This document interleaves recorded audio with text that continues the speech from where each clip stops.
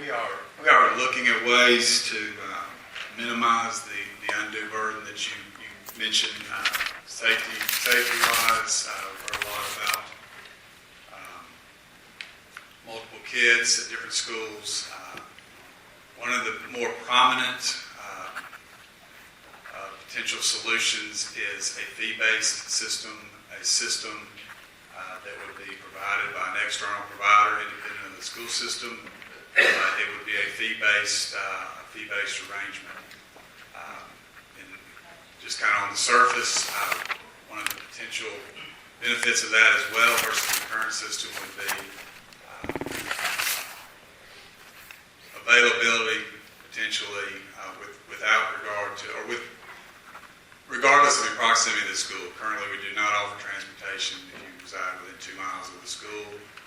That would be a potential way to hopefully decrease the overall user charge that the parent would pay. The ones that we've talked to, are very experienced in public school transportation. It would be a yellow school bus. It would be state inspected.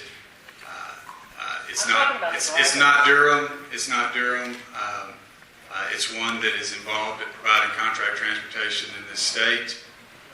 The references that I've gotten have been very positive, so I believe it would be a safe. Are they is it Huntsville? Because if it's not in on Huntsville. that one. Is it Tuscaloosa? Is it Tuscaloosa? No. Okay. The second part of my question. Then could you tell us which one you're basing it on? Not at this point. We're still in discussion. Okay, because the thing is, even if you sign a 3-year contract with them, they're going to come in and then they're going to It would be independent. The scenario I mentioned would be independent of the school district. They would contract directly with parents to provide transportation. Similar to the way folks take advantage of daycare services to provide transportation. What we're really looking for in these meetings is the parents want to know, are the buses going to be running next year? That's what the parents want to know. The kids want to know, are they going to have bus transportation next year? And the bus driver wants to know, are we going to have a job next year? Your final answer, are the buses going to run this year and next year? Your final answer. As you said, you're all familiar with the action that's been taken. It's a cost-cutting action. It's to help solve some of these problems or contribute to solving some of these problems we've talked about. We're looking at options that would provide access to transportation services to parents. The most prominent one I talked a little bit about earlier. We've also looked at essentially an internally operated program with a fee. There's a lot of inherent legal uncertainties with that type of arrangement. We don't have all those bases covered yet, but it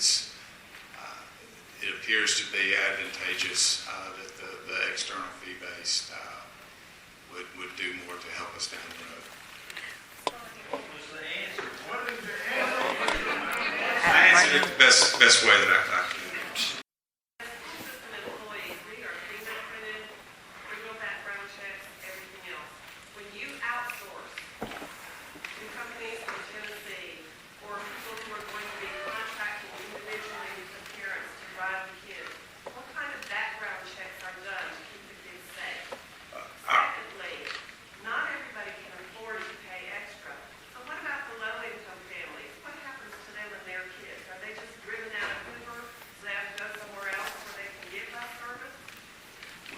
With that arrangement,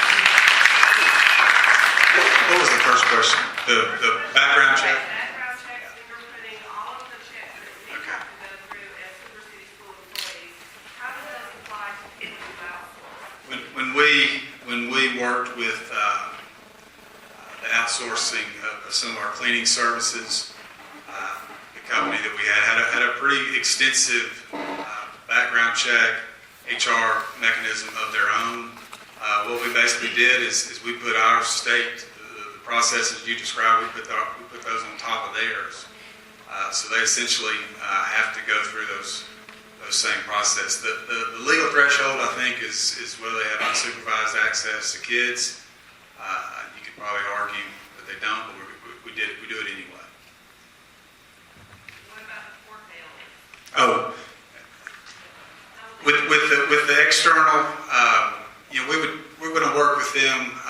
that's the way this goes, every way we can to reduce the fees to the extent the law allows. One of the ways that we're doing that now within the services we provide now is we double a lot of routes. And essentially, the more you get your ridership up, spread it over a fixed amount of cost, and that ridership number would go down.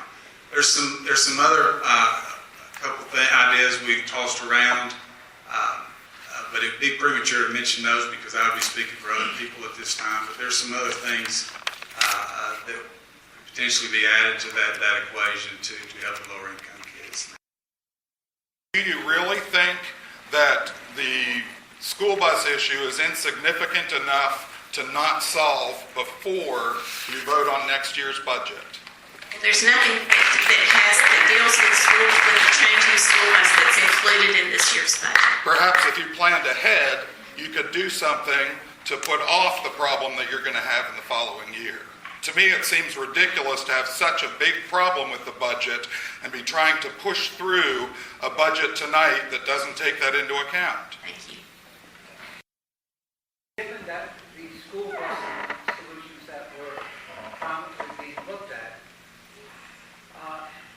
what provision is being made for scholarships for the buses for those students who were on free or partial lunch situation?